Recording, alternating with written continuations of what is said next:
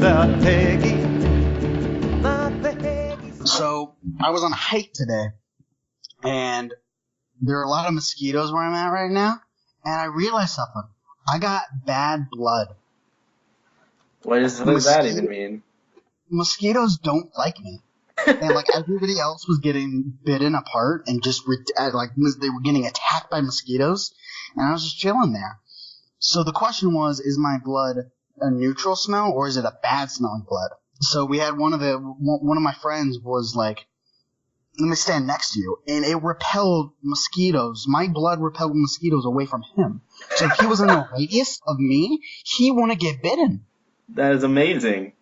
Yeah, I got either the greatest blood of all time or the worst. It must just smell disgusting to them, right? I didn't even know those little monsters fucking loved it. They loved it. So has that always been a thing, or is it something you've noticed today? Like, have you ever needed bug spray? No, I haven't. I've always known bugs don't like me. That's but fascinating. I didn't realize how much they don't like me. They really don't like me. That is just absolutely fascinating. Because you're in the wilderness. Today, though, I should note you found shelter. And you are actually in a building that looks like it has electricity. There is electricity. There's furniture. It's the real deal you got there. I'm moving on up. That's what life's all about, isn't it? Just living life, moving up. Chairs and couches and electricity. Yeah, you're on a couch. Warm beer. Beer of Kings, though. Or actually, I don't think that's the Beer of Kings, actually. No, that's not what it is. Welcome back, everybody. Episode 3 of our Music Through the Decade season. We are moving along. We're into the 70s. We made it. This has been a lot harder than I thought it would be. I say that every week.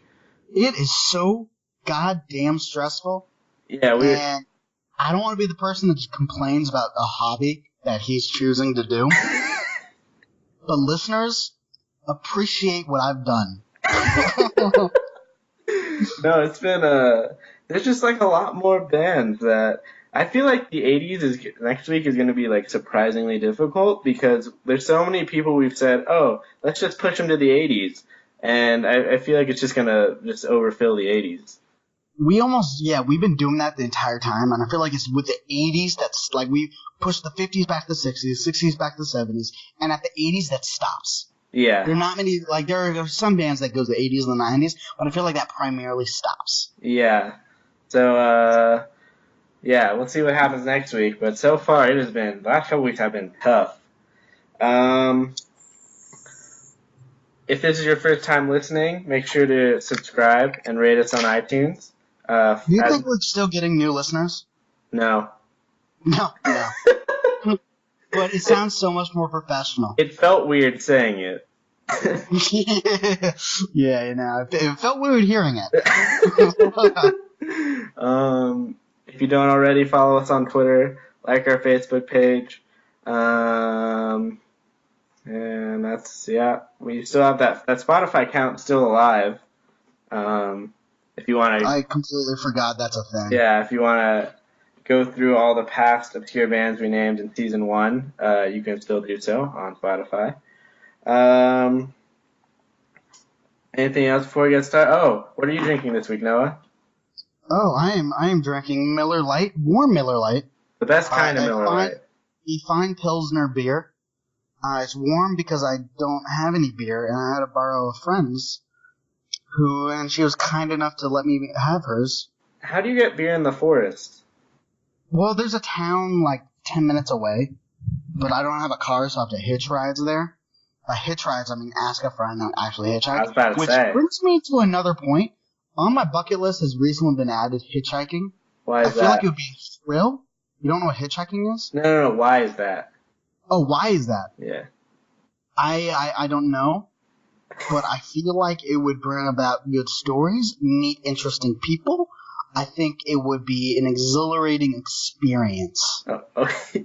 I hitchhike. That you should make a T-shirt. I hitchhike for the experience. Oh, I could write a book about it. That's probably been done before. It totally has. I watched a Jon Stewart episode about the interview was a guy who hitchhiked across the country. And did he write a book and that about gave it? me the idea. What was that? He did write a book about it. I could make a podcast about it. That's true. I don't. There's probably only like 3 of those because there's a podcast Yeah. about everything. Hey, there was already a podcast called Drinking Buddies, so.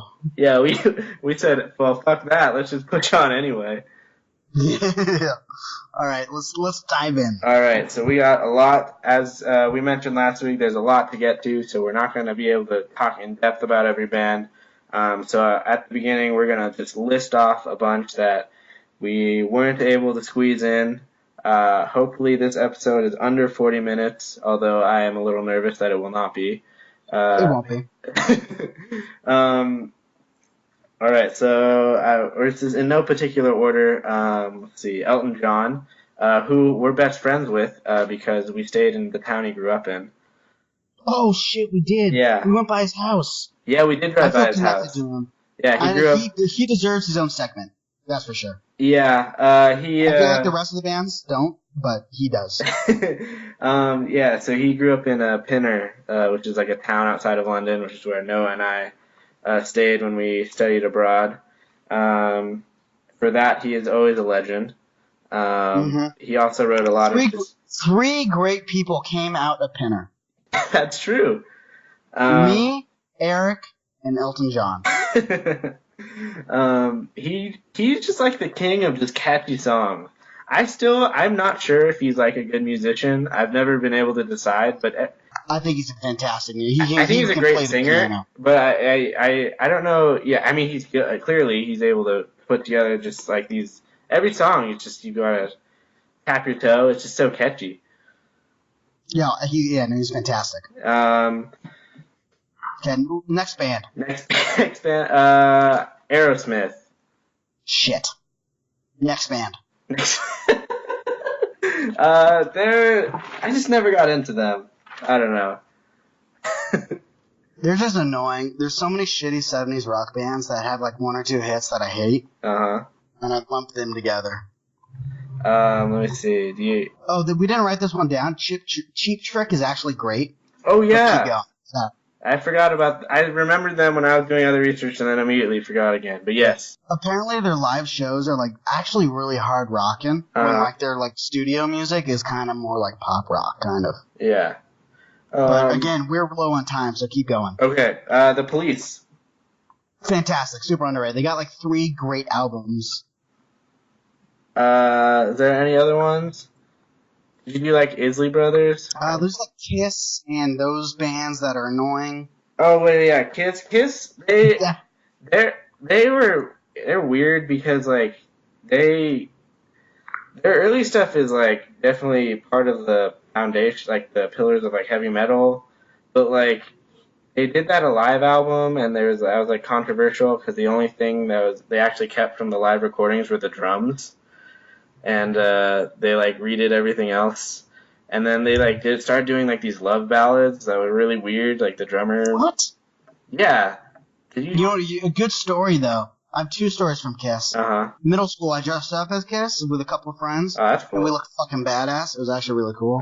Second story, the reason why they wore makeup was because they were in a band and they were performing at a bar. But their parents were going to the bar, and the parents didn't want them performing in concerts, so they had to disguise themselves. That's cool. Yeah. Super fun fact. Next band. Let's see. I'm going through the list. You're doing like Def Leppard is shit. They had a 1-armed drummer though, so that's cool. That was cool, and they got a good music video, but still overrated. Are you doing Curtis Mayfield? Shit, no. That's actually a great musician. I love Curtis Mayfield. Is it the Isley or Isley Brothers? I never learned how to pronounce it. Isley Brothers. Also fantastic. God damn, we're missing a lot of people. Linda Ronstadt. One of the most incredible voices I've ever heard. The song Heat Wave, look it up. One of my favorite songs of all time. Are there any others? That's all I think I got. I feel like I'm missing one, but... I'm sure we're missing Alice Cooper. Alice Cooper is interesting because that was actually the name of the band. It wasn't the name of the lead singer. but then he just adopted that name because everyone assumed his name was Alice Cooper.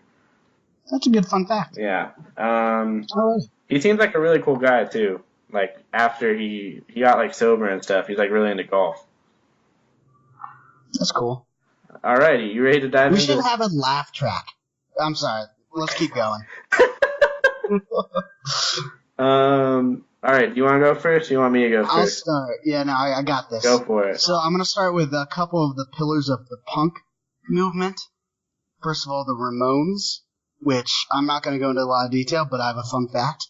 The Ramones were named after the pseudonym of Paul McCartney of the Beatles, greatest band of all time. When he was checking into hotels, he went by Paul Ramone, and that's where the name come from. Fun fact, drop some knowledge on you. Did that? That's a great fun fact. I am chock full of them, and this is what I'm best at. The Clash, I love The Clash. I think they have the best album of the 70s or 80s, depending on, they like released London Calling in the UK, it was in the 70s, and in America, it was in the 80s, so depending how you look at it. Yeah. But I think it's one of the best double albums of all time. Every song on the album is needed for the album, and it's fantastic. Actually, when we were studying abroad, I had that album on repeat almost the entire time. Like whenever we went to the tube in the morning, I was listening to that album. I had no idea. Yeah, it is incredible. Yeah, no, incredible. Clash they're great. That album, the way they like took that from Elvis too, that was pretty cool. The album cover. Like they are punk, but they do so much more than punk. Oh yeah, it's crazy. Like the Train in Vain is like not a punk song at all, but they execute it like just well. They also use horns on that album, and I love bands that have horns, which I'll get into much later. I think I know what artist that is. I think everybody does, because it's Springsteen, and he's the fucking... All right, my first band is Van Halen. They actually have a small Kiss connection, but I'll get into that a little later. Great fun fact about Van Halen is their dad was a musician, so the Van Halen brothers were really into music. Eddie Van Halen was actually bought a drum set. He wanted to start a band with his brother Alex, and he wanted to be the drummer. Alex was going to be the guitarist. And then when Eddie was out, he had a paper route to help pay for the drum set. While he was out doing that, he found out that his brother Alex was playing his drums behind his back. And so he said, "Fuck you, Alex. You can take my drums and I'll take your guitar." And that's kind of why Eddie Van Halen has such a unique playing style. He invented the technique of tapping, and it's because he was never actually a guitarist. Obviously, it came to him later. But he was always going to be a drummer, and out of spite for his brother, he picked up the guitar and invented his own way to play, which is pretty cool. They were the first half of the 70s. They were just a band that played at high schools. They really weren't much of anything.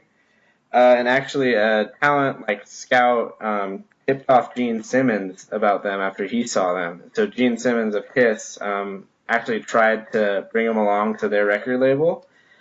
He suggested they change their name from Van Halen to Daddy Longlegs, and they did not. And then he actually helped them make a demo, which he brought back to his managers, and his managers told him that they were never going to make it big, and they sucked, and he should just forget the project, and he did. That happens so much with bands. Yeah. And so different talent scouts later... So children, if you ever get put down, say fuck you and keep going. Exactly. The different talent scouts eventually picked them up, and they became what they became. That first album is probably my favorite of theirs. It has Eruption, which, fun fact, was actually a warm-up kind of thing that Eddie Van Halen would play, and they needed to add more time to the album, so they just had him record a track and just kind of do it, which is why he never plays Eruption the same way twice, because he never wrote it down, because it was just something he kind of threw together and did, and he still kind of just does that. So there you go. That's that. Ice Cream Man is a great song. It's just a fun one. So that whole album's pretty good. Alrighty. I'm going to talk about some funk right now. It's funk. I've actually been getting really into funk lately, and it's fantastic. Mm-hmm. So great, such great like musicians. It's ridiculous. I'm going to talk about Parliament. Like you might be thinking, who the fuck is Parliament? And you'd be like, I can't blame you. But they got the song. It's like, who wants the funk? Oh, gotta have that funk. Classic. Yeah. Classic song. But so many classic songs. Oh my god. Flashlight's a great song. Parliament and Funkadelic were led by George Clinton, who, like, is a musical genius. Atomic Dog is another great song. Dr. Funkenstein. I love funk because all of their songs say funk in it. Like, that's like the word they use. Funkadelic, P-Funk, Give Up the Funk. It is fantastic. Earth, Wind & Fire is also a fantastic funk band. Yeah, Earth, Wind & Fire. September, Shining Star, Sing a Song, Reasons, beautiful, incredible songs. Boogie Wonderland. Boogie Wonderland. And I think, I'm not a huge fan of cover songs, usually. And especially when people cover the Beatles, I'm thinking, why would I want to listen to another person sing a song of the Beatles when I can listen to the Beatles version? Because the Beatles are almost always better. There's two exceptions to that. One is With a Little Help by My Friends by, who is that? I don't know. You know the version. I can't remember it. Yeah. Oh, this is angering. This is really frustrating. The other... Oh, Joe Crocker. That's who it is. Oh, yeah. The other is Gotta Get You Into My Life by Earth, Wind & Fire. Such a good song. That's all I have to say. Funk is fantastic. Listen to some funk. Get some funk in your life. You deserve it. For a second, I thought you were saying there was only 2 good covers ever. And then I was like... No, 2 good Beatles covers. Yeah, I was about to say... I'm sure there are other ones. Yeah, I was about to say there's no way. Yeah. Alright, my second one. I'm going to talk about AC/DC, the Australian legend. I'm just going to list a bunch of fun facts about them. There's actually a third young brother. AC/DC was founded by Malcolm and Angus Young, for those who don't know. Malcolm's the middle brother, Angus is the younger brother, and there's an older brother named George. George Young was in a band called Easy Beats, the Easy Beats, who wrote a very famous song called I've Got Friday on My Mind. It was like super popular in Australia in the 60s, and it's been covered many times, and Bruce Springsteen actually plays it on his Australian tour stops. The famous schoolboy outfit that Angus Young wears was actually one of many costumes he tried and cycled through before settling on the schoolboy costume. He tried to do shows as Spider-Man, Zorro, a gorilla, and a parody of Superman called Super Ang, like short for Angus, before settling on the schoolboy costume. You made a good decision. Yeah, all those sound awful. I can't imagine like what AC/DC would be like with him as Spider-Man. It would not be successful, that's for sure. A lot of the work on their Back in Black album was actually done before Bon Scott died. He actually died in the middle of working on that album, so obviously after he died, they changed all the lyrics and kind of reconfigured it to fit Brian Scott. Another fun fact, which I learned about 20 minutes ago, is the official lead singer for AC/DC right now is Axl Rose. I had no idea. I did know that. Yeah, so it's not as much as a fun fact. Yeah, it's just kind of a depressing fact, honestly. But yeah, it kind of is, right? I'm just gonna list off a bunch of their great songs from the Bon Scott era because I feel like that kind of gets forgotten. Whole Lotta Rosie is one of my favorite songs to listen to. It's just a lot of fun. Sin City, Highway to Hell, Let There Be Rock, Long Way to the Top if you want to rock and roll, High Voltage, The Jack, Dirty D's Done Dirt Cheap. Big Balls is a great song. It's just a great lyric to that one. It sounds very deep and thoughtful. Oh man, you should listen to it. It's pretty damn funny. Jailbreak and Riff Raff. Bon Scott era, they were just raunchy and dirty. He had just hilariously just dirty lyrics. And it was definitely, he was poorly missed when Brian Johnson took over. Alright, next band. I have a couple things to say about AC/DC real quick. One, I think they're overrated. I don't think that they're that Bon great. Scott era is not. super, super unpopular opinion. The other one is they do have a great song for a drinking game, Thunderstruck. I've heard. I've never played it, but I've heard it's fantastic.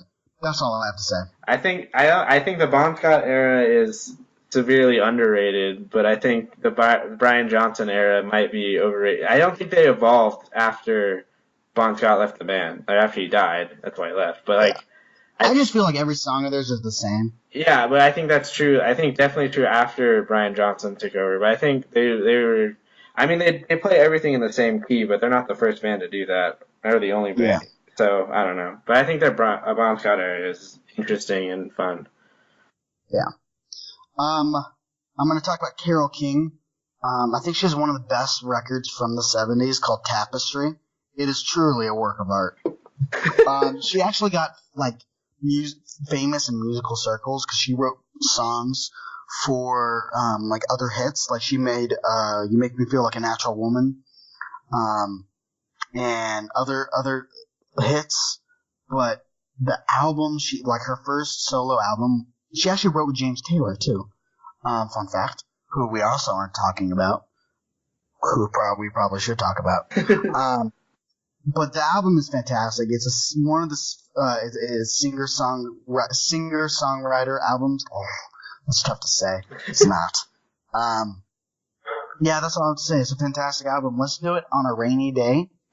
I highly recommend it. Well, all right. One of my favorite albums of all time. All right, I'll check it out, and you all should too, listening at home. I'm gonna talk about Black Sabbath next. Their first album is self-titled Black Sabbath. It's widely considered the first heavy metal album ever produced. It was actually, the whole thing was done in 2 days, which meant all the recording was done in 1 day because they had to save a day for mixing and editing. There's the album Paranoid, which actually came out the same year. It's just a classic album. War Pigs is just a great song. Paranoid and Iron Man got a little overplayed, but War Pigs is just a great opening song. So yeah, Black Sabbath. I'm actually not a big Black Sabbath fan. Again, I'm gonna say they're overrated again. I haven't listened to a ton of their music, but the music I have listened to, I strongly dislike. So I'm gonna overgeneralize harshly here. They're not overrated at all, because they were the first ones to do it. And also part of the aesthetic that became heavy metal came from them. One of the creepiest album covers ever is their first one, their self-titled album, their first one. Just Google the album cover. It's so creepy because it's not in your face, gory or anything. It's like a house and with a garden, and there's a black figure in it. It's creepy to look at, and it kind of sets the tone for the aesthetic of what they are. So, next band. All right, Neil Young. He reminds me a lot of Bob Dylan because he's done a lot of different things, and he's got an awful voice. But he has so many good albums, and I fucking love Neil Young. After the Gold Rush is fantastic. Harvest is another great album. Oh, I can't even count how many good albums he has. At one point, he made a country album, and it was a very good album, but his record company was like, hey, bro, that's not cool. We were expecting you to put out a rock album because that's what you are. And then he puts out a rock album right after to not get sued, and it was a great album. Yeah, Neil Young is fantastic. He's part of Crosby, Stills, and Nash and Young. Nash and Young. Nailed it. And he made great stuff with them, but he also made great solo stuff, a great backing band, inspired by a copious amount of heroin, which is always interesting. Yeah, check Neil Young out. He's got a cool name, too. I'm going to talk about Rush next. They have an interesting story because they were originally they're a Canadian band, as most people know. They're a three-piece, and the original three are Geddy Lee, Alex Lifeson, and on drums, a guy named John Rutsey. And Rutsey is actually the drummer for their first album, which is a self-titled album called Rush. It Yeah, is. you have so many better like information than I do. Like you really come out with some good info. Actually, I watched like a Rush documentary once, and that's how I learned this. Their first album, if you listen to it for 2 seconds, you'll realize that the whole thing is a Led Zeppelin ripoff. Um, it's just funny. I was looking up stuff about Rush before, like preparing for this, and someone was like, their first album was heavily derivative of Led Zeppelin, and I'm like, dude, it's straight up. They just copied them. It was pretty funny. But anyway, the last song on that album, "Working Man," is considered one of their classics. They still play it live. Well, they actually don't really play it live anymore. But when they played live recently, they played that song, and that was kind of their big break because "Working Man" got picked up by a radio station in Ohio, and that song connected to the working class culture there, and so that was kind of like their original kind of big break, I guess. Uh, when they got big and had to start touring, John Rutsey had a pretty severe case of diabetes, and so that kind of prevented him from touring worldwide. So he left the band, and they had open tryouts for a new drummer, and that's how they found Neil Peart, um, which which is crazy to think about because he's widely considered like the greatest drummer ever. Um, he Yeah, so he joined the band in an open tryout, and he also took over the main lyrics of the band. And so he was a super nerd who liked science fiction and fantasy, so that's why they have a bunch of sci-fi songs. That is super. I always just assumed it was there from the beginning. I also assumed not as I just had no idea he wrote lyrics. You don't really think of drummers of doing that. Yeah, Cool stuff. Geddy Lee just decided he didn't want to write lyrics anymore, so when they had the tryouts, the position was for main lyricist and drummer. That's some good stuff right there. That's only the type of stuff you only get at Drinking Buddies podcast. Right. You know.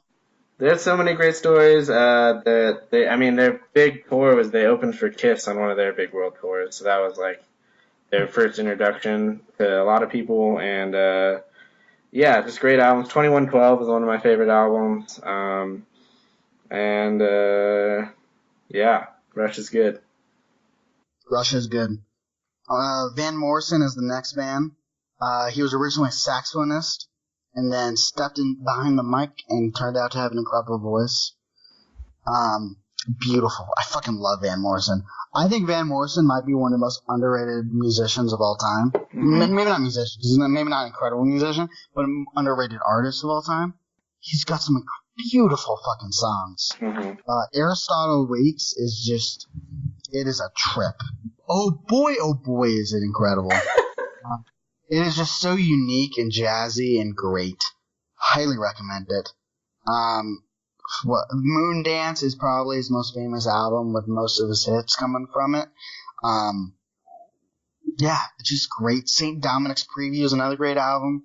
The song of St. Dominic's Preview is one of my favorite songs of all time. Mm-hmm. And also, there's Brown Eyed Girl. That's his song, you know? Mm-hmm. Everybody knows Brown Eyed Girl. Everybody can sing along to it. It's a great song. He's a great musician.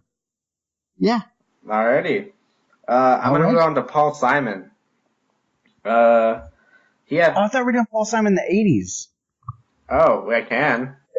Oh, we can do it now, though, if you got stuff. That's cool. I mean, we listed him earlier. We're really organized. Yeah. Nothing but the best. We're going to do Paul Simon right now. Yeah, well, and also when I looked him up, so he had 3 platinum records in the 70s alone.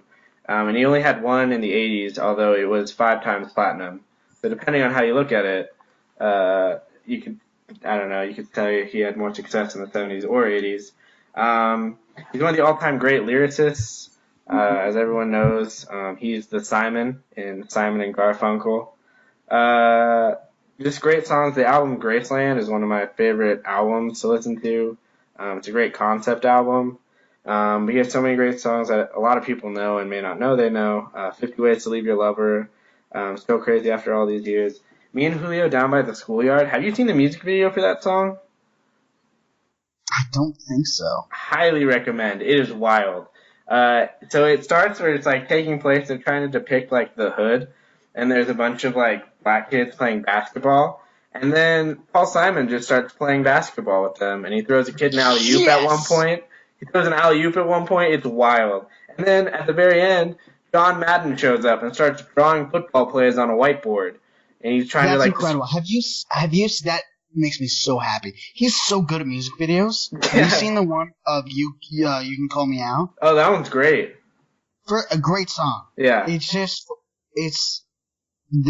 him and Chevy Chase in a pink room. And they're just like messing around. Chevy Chase sings the whole song. Yeah. Paul Simon just sits there. Paul Simon does the recorder solo. And he plays the instruments, so he also does the drums. Oh yeah, he plays like all the instruments, yeah. Solo. But like, it's just Chevy Chase, who I don't like as a person at all. I heard he's a dick and racist. He's apparently a huge dick. Yeah, but great music video. Great artist. One of my favorites. I say that a lot. Diamonds on the Soles of Her Shoes, a great song. Go to Chrome, The Boxer, even though that's Simon Garfunkel. Sliding Away. I Know What I Know. God damn it, he's good. Yeah, great song. Great artist. Alright, next artist or band. There's Queen, if you've ever heard of Queen. I don't know if you have. But I think Freddie Mercury is a pretty decent singer in his own way. Or he's incredible. Queen has yeah, hold on, I'm trying to bring up their albums. Holy shit. A Day at the Races. That was the greatest time stall I've ever heard. I know. Freddie Mercury might be an okay singer, or he's incredible. If there's one thing I learned in college, it's how to bullshit stuff and just put stuff off. You nailed it. That's what I do. I nail stuff. You have a joke where you're like, future Noah will worry about that. That was the ultimate, like, 15 seconds later, Noah will handle this situation. I'm just going to peace out. I say that joke too much. I say it a lot, and it caught up to me right there. A Day at the Races, though, is probably the best album that Queen has to offer. Somebody to Love is probably my favorite song of theirs. They have, of course, the We Will Rock You song, which is pretty famous, and We Are the Champions. They have one of the best singers of all time, great guitarist in Brian May. Yeah. Do you have anything else to add? I mean, we have to mention Bohemian Rhapsody. Yeah, I can't stand that song. I've heard it so many times. It's like Hotel California. Oh, Under Pressure with David Bowie. Yeah. Oh, holy shit, are we talking about David Bowie? Yeah, we are. Oh. No, I'm talking about David Bowie. It's going to be perfect then. Under Pressure is a great song. Yeah. Let's see, Bicycle. Fat Bottom Girls, Don't Stop Me Now. Mm-hmm. I got a good story. The Show Must Go On. That song, Freddie Mercury sang on his deathbed when he was a few weeks away from dying of AIDS, which is ridiculous that he sang it that well. Oh yeah, he's one of the best rock singers ever. Yeah. All right, that was a good transition into my next one, which is David Bowie. David Bowie studied art, music, and design as a young kid, which definitely shows because he definitely has a kind of a different, it's his own artistic, I don't know, aura, I guess. Ziggy Stardust, or The Rise and Fall of Ziggy Stardust and the Spiders from Mars, is one of the greatest albums ever. And one of the greatest album titles ever. That's that as well. So much drugs been into that album. It's actually in the Library of Congress, because it's culturally or whatever the culturally, historically, or artistically significant. So it was deemed that. Just like this podcast will be. Oh yeah, I can't wait till they call us. Yeah. David Bowie is just the ultimate musician. He was never satisfied in what he was doing. He always tried to do new, ambitious, different sounding projects. He can play 10 different instruments, and he has one of the biggest vocal ranges of all time. People talk about how he can fluctuate his voice whole octaves in the middle of choruses for like effect, and that's pretty hard to do apparently. I'm not really a singer, so but people talked about that. His album he released like right after he died, Black Star, was heavily influenced by "To Pimp a Butterfly" by Kendrick Lamar. Apparently, they drew a lot of inspiration from that, which is kind of interesting.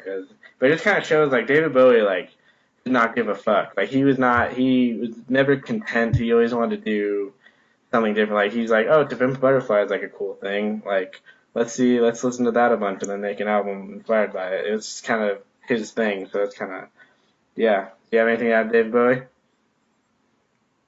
No, you nailed it. That's some fun facts. Mm-hmm. All right, next band. Yeah, he was okay. I do have like he was really like I feel like he was the first artist to be like really unique in a lot of ways. You know, like his persona. Yeah, he was very. I mean, Ziggy Stardust was like his alter ego, sort of. So like, he was very eccentric. Mm-hmm. All right, I'm gonna talk about Fleetwood Mac, who, interesting, one of my favorite bands of all time. I got a really big Fleetwood Mac stage, like junior year of college, where I listened to them for like an entire semester only, and with good reason because they're fucking fantastic. So they had a band, Fleetwood Mac, and they were a British band, and they were like a blues rock band. Picture like kind of like Black Keys from the 70s and 60s, from the 60s and 70s, that type of vibe. And then their like guitarist dropped out, and they wanted Lindsey Buckingham, this American that had a duet band with Stevie Nicks, and they only wanted Lindsey Buckingham though. And Lindsey was like, "I'll only do it if my girlfriend can come with me."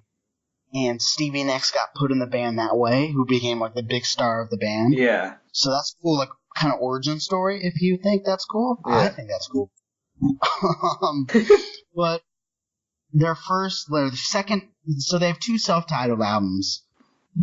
And then their second one was with like when Stevie Nicks and Lindsey Buckingham joined the band, and like their whole type of music changed completely. They peaked early with the album Rumors, which is one of the best albums of all time. It was fun. Not fun. That's not the right word.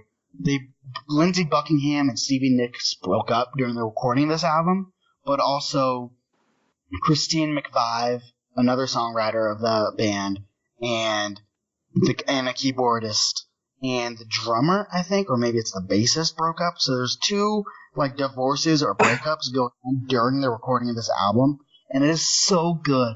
That's crazy. It is such a good album. Yeah, there's something about like bands with multiple songwriters. Like they have like Lindsey Buckingham, Stevie Nicks, Christine McVive all wrote songs. The Beatles, all three of them wrote songs. There's just something about it. I don't know. My laptop is freaking out right now. Alrighty, so I guess I will take over then. So it's time for Pink Floyd. So you're gonna tell that I am a big Syd Barrett fan soon, but their origin story is kind of interesting because the band formed without a lead singer or really a guitarist. They just kind of jammed and they did like cover songs. Fun fact, I think it was the keyboardist, whose name I just can't remember right now, was the only one who was ever like trained on a musician of the original band members. And so he actually had to tune Roger Waters' bass because Roger Waters didn't know how in the early stages of them playing. There's a great quote from Roger Waters when he talks about how the band got their like unique experimental kind of sound and like where that came from. And he said, when you learn how to play an instrument, you're prone to copy the artists you like and the things you hear, even if it's kind of a subconscious thing. And he said the members of Pink Floyd never had that problem because we never knew how to play our instruments, which I think is just hilarious. But anyway, they're just kind of a floundering cover band, and then Syd Barrett joined, and then they became kind of the darlings of the British underground scene. Syd Barrett was crazy. He was probably schizophrenic, but he just had this like ridiculously creative, um, like carefree, like he didn't care what people thought kind of vibe, which fit with the underground scene, which is part of the reason also that when they gained popular success, his mental health just completely deteriorated, and he just became, someone who they just couldn't work with anymore. Like he would do things where they would get called on TV shows, and back then you'd have to what's the word, like mime the words. I can't think of the word for um, like not singing the song, like the tracks playing. Lip sync. Lip sync, yeah. But he would just like stare off into space and like not mime the words or not pretend to lip sync. And he would just like TV hosts would ask him questions, and he would just like stare at them.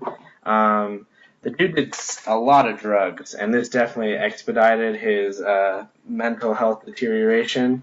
Um, some people believe he wasn't schizophrenic at all, and that he just did so much acid he killed his brain, which is just. It happens to the best of us. But anyway, so there was actually 5 members of Pink Floyd for a brief amount of time after The Piper at the Gates of Dawn, which is one of my favorite albums, was written, and so they added Sid Barrett's childhood friend David Gilmour to the group, and their hope was just that David Gilmour would like cover for Sid Barrett when Sid Barrett did crazy stuff. And the situation just got so bad that eventually they just downgraded him to wanting him to be a songwriter only, and then it just became clear that he couldn't do any of it because he was just so far out there and gone that he just left the band completely. But they moved on and they adopted a more collective writing style, and they really found their groove and kind of found their right combination on the album Metal. And the second half of that album is kind of like one thing, and that's kind of the precursor to Dark Side of the Moon. And so that's kind of where they emerged as one of the great prog rock bands of all time. But yeah, you got anything to add? I think they're the band that like perfected the concept album. Yeah. And I love David Gilmour's style of playing guitar because I feel like at the time, like you got Van Halen and Page who were just trying to go as fast as they can, and Gilmour was like, "No, I'm gonna slow down. I'm gonna just do it in my own style and just rock it." Yeah. Yeah, I think Pink Floyd is a fantastic, like one of the best bands ever. They definitely like they're the type of band where if you listen to a song, you're like, okay, and you listen to an album of theirs, you're like, I get it. Yeah. I get what they're doing now. You kind of have to listen to the whole piece of pretty much all their stuff to really get it. Well, first of all, I'm going to start with a fun fact. My guitar is like a model of David Gilmour's. It's like the same color, and the guy I got it from put in like the same custom pickups and stuff David Gilmour used. So that's a fun fact. Another fun fact is apparently Roger Waters is a huge dick, and that's why the band broke up. Heard that. Yeah, he like apparently tried to take over the band and like make it a solo project, and they all like he like fired members of the band, and then they kicked them out, and David Gilmour like brought them all back, sort of thing happened. And so I guess they played together like for once in the 2000s for like a charity thing, and then in an interview like after that happened, they asked David Gilmour like, "Will Pink Floyd ever play together again?" He's like, "Oh hell no." Like it was like a one-time thing. They can't stand Roger Waters anymore. It's pretty funny. Not funny. It's kind of sad actually. Alrighty, I'm gonna talk about Bruce Springsteen, who is so fucking good. The boss. He's the boss. There's a reason he has that nickname. One of the best live concerts of all time. I actually recently read his autobiography, which is incredibly well done. He's from Jersey. That was my accent. Jersey. That was the worst thing I've ever done on this podcast. And he, like, I don't know, he just has an interesting life. He gives off like a blue collar, like the type of vibe of just blue collar middle America. And part of like, before I read his autobiography, part of me thought it was like, not fake, but kind of put on. That's just truly who he is. He deals a lot with depression, which you wouldn't really realize listening to his music. He's my favorite Christmas song. Santa Claus is Coming to Town is my favorite. Like, his version is fantastic. But to his music, his breakout was Born to Run, with some great songs, and that kind of kind of summed up what he was trying to do with like just kind of a journey. I feel like that's like what his music is a journey. With Thunder Road, Born to Run, 10th Avenue Freeze Out, Jungle Land. Oh yeah, that epic. And then he comes out he has like 3 or 4 classic albums in a row. Darkness on the Edge of Town, and then The River, one of the best double albums of all time. And he puts out an acoustic version, an acoustic album, Nebraska, and just doesn't tour it, like barely tours it at all, which is a complete twist of what he was doing with a big rock band and horn. And then he comes out with his biggest hit yet, biggest hit ever for him, Born in the USA, and that album. So he really just did whatever he wanted to do. Like, he just went his own way. Born in the USA, that song is actually misinterpreted. It's not patriotic at all. He's very critical of how we treated Vietnam soldiers in that war. He had a lot of friends die in the Vietnam War, so that was close to his heart. Yeah. He is just such a real person. I don't know.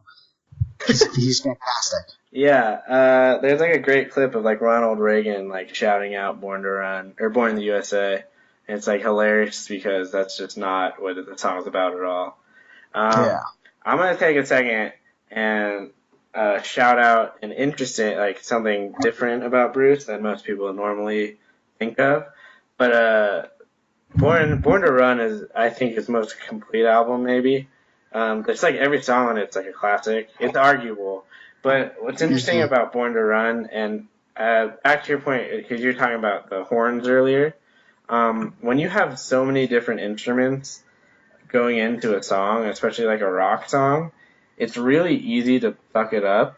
And like I'm always kind of wary going into Bruce stuff because I just know it's so difficult to put together, but they always do it. And a big part of it's the drummer.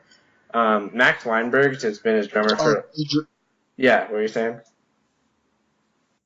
Max Weinberg is fantastic. Also, so crazy when he was young. He apparently, there's a lot of good stories of him. But yeah, Max Weinberg, the E Street Band is incredible.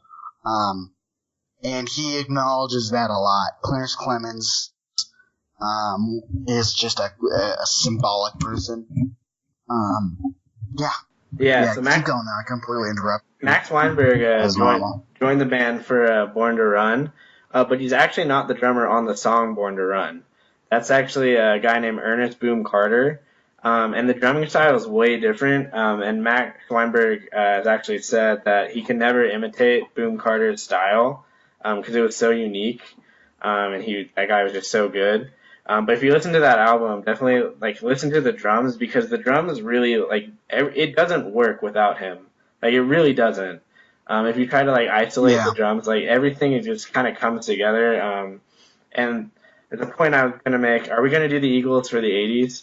Yeah, let's do that. Okay, so just remember this point because I am going to have some hot takes on the '80s, but it's of the similar nature where the drums bring everything together in Bruce, and that's all I'll say. Yeah, he's the boss. He is the boss. I'm gonna end on Zeppelin. We're gonna let the lead out. Let the lead out. They have an incredible origin story that I really didn't have no idea about until we started doing research. So if you remember last week, we were talking about the Yardbirds, that band with Eric Clapton, who left, and then they offered the position to Jimmy Page, who initially declined for the guitarist, and he suggested Jeff Beck. So then we're going to pick up at that point. So Jeff Beck is the guitarist for the Yardbirds. The bassist leaves, and they asked Jimmy Page to be bassist, and so he joins them full-time as the bassist originally. He then, because that's just the biggest waste of talent of all time, They then decided to have two guitarists, in Jeff Beck and Jimmy Page, which you were telling me it was Keith Moon actually said when this happened that this experiment was having the two guitarists was gonna fail like a lead balloon. Keith Moon's the front man for the Who. No, he's the drummer. Oh, he's the drummer. Yeah, I just messed that up. Yeah, he's the drummer. So fast forward some time. Jimmy Page and Jeff Beck want to start a supergroup, and they want to start it with Keith Moon. Obviously, they're friends, and so they actually made a song together. Jimmy Page, Jeff Beck, Keith Moon, and they found a session bassist who Jimmy Page had worked with, named John Paul Jones, and they wrote like one song and did it together. I don't remember the name of it. I should have looked it up. But anyway, that's important because as time went on, the Yardbirds just kind of fizzled out. They got tired. They toured a lot. And kind of everyone just lost their enthusiasm within the band. So what ended up happening was they played a gig in England, and that was the last gig as the Yardbirds. And everyone left the band after that except for Jimmy Page and the bassist. And so the agreement was that Jimmy Page and the bassist, they still had contracts to do a bunch of shows in like not Switzerland, like Scandinavia. So Jimmy Page and the bassist could find and recruit any members they wanted to fulfill those outstanding contracts and keep the name the Yardbirds just for those shows. So what ends up happening is Jimmy Page wants a singer named Terry Reid, who says no, but suggests her friend Robert Plant. So Robert Plant becomes a singer for the Yardbirds for these shows, and then he goes back to that session bassist he used with that supergroup or attempted supergroup, John Paul Jones, because the bassist.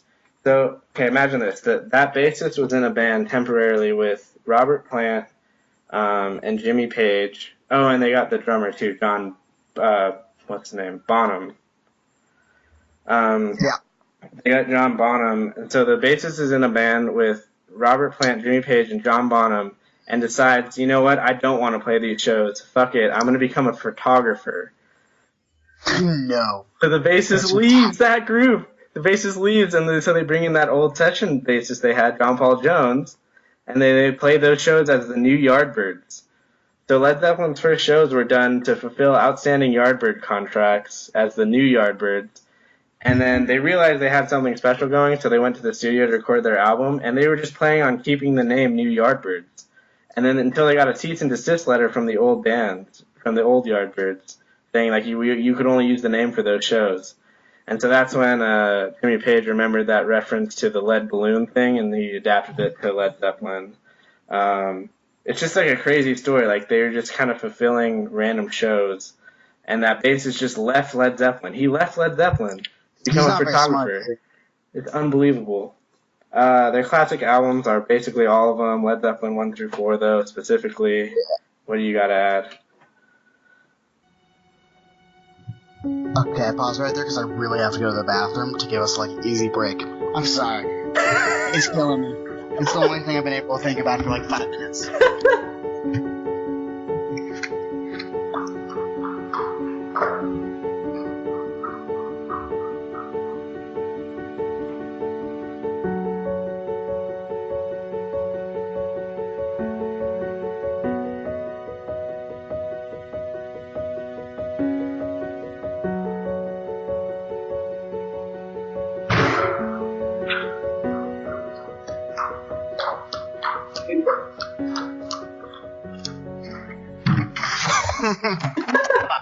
Mike, I'm back. Alrighty.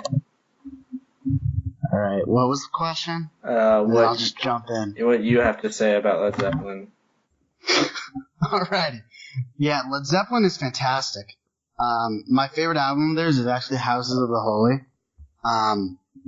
Over the Hills and Far Away, Dancing Days, The Ocean, Rain Song. I've always believed, and then you covered a couple other albums. Their double album, Physical Graffiti, is fantastic. I've always believed they're one of the most talented bands of all time. Like, Robert Plant's a pretty good singer. Like, he can hit a lot of notes. But Jimmy Page is a ridiculous guitarist. John Bonham is a ridiculous drummer, one of the best of the 70s, at least rock drummers. John Paul Jones is a ridiculous bassist, but also a great keyboardist. Like, he can play any instrument, apparently. He's just so musically talented. Just such a talented band with so many hits. We should probably bring up the fact that they stole a lot of their songs from old blues songs. But that doesn't mean that they're not great. You know, I feel like that's kind of what happened back in the day. Bob Dylan stole a couple songs. Not many. But that's, I don't want to say it was more frowned upon, you know? We don't really care. They didn't care as much back in the day. And that's kind of what the blues, like, a lot of blues did that. Yeah, that's what I was going to say. It was it wasn't super uncommon. Yeah, I was going to say it was kind of a blues thing. Yeah. But, they're... definitely one of the top artists of all time. Oh, yeah. They have a lot. They also have quite a few Lord of the Rings themed songs. Like Ramble On and Misty Mountain Hop. Do we have anything else to add? We're way over. We should just go into Fuck This Thing. Yeah, we probably should. Which, I totally remember my Fuck This Thing. That's a little, that's the podcast trick for those at home.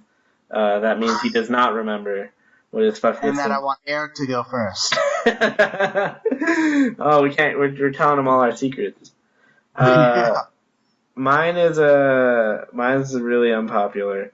But my fucking communist. What? I remember yours. I don't remember mine.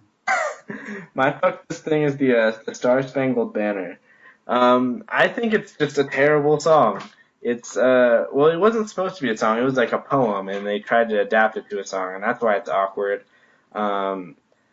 Everyone always sings it wrong because as Americans, they always try to make it 4/4 time, and it's not. Like Aretha Franklin's version was 4/4 time, and I don't know. It's just a very American thing. We like 4/4 time, and the song isn't.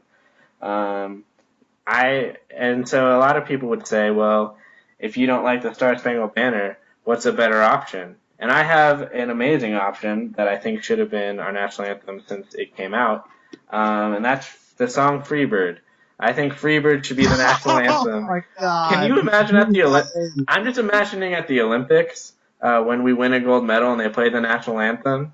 That just having 10 fucking minutes? Yeah, just having Australia stand on the podium for 9 minutes while just a Southern American shreds. I think that's fantastic, and I think that's something we should really look into. Yeah. Took such a twist, I don't even know how to react.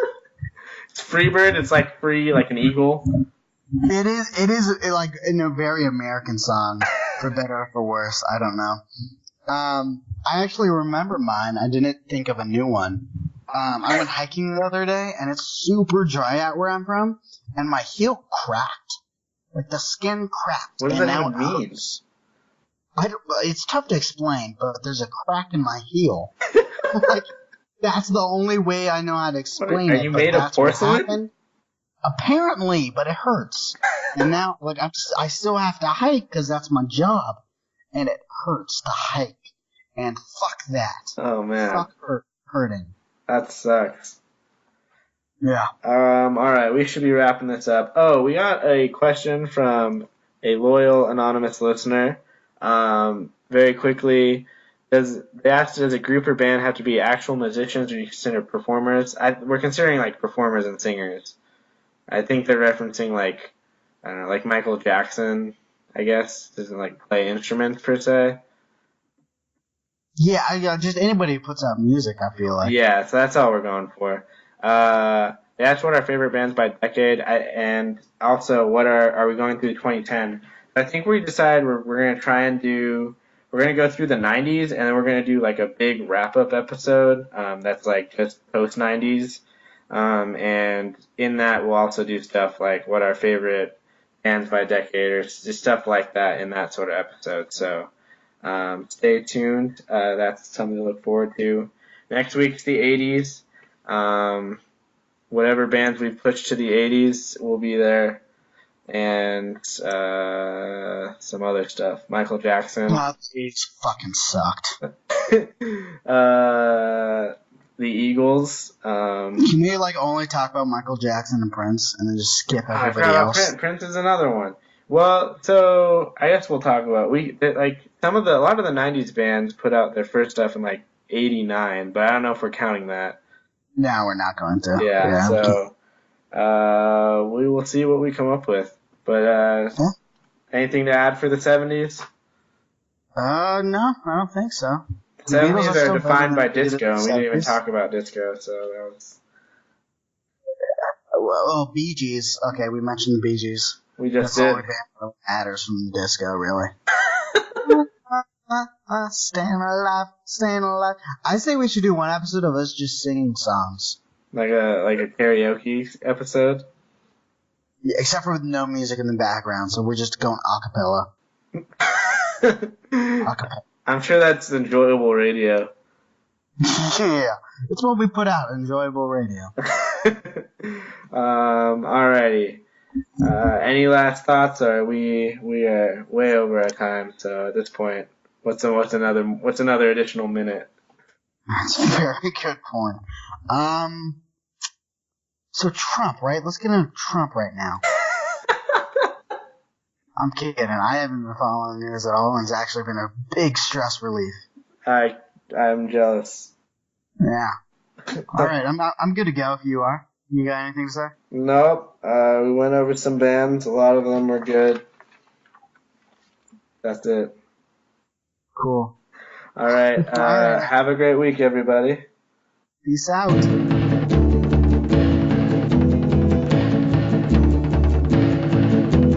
If you knew Peggy Sue, then you know why I feel blue without Peggy. My Peggy Sue. Good stuff.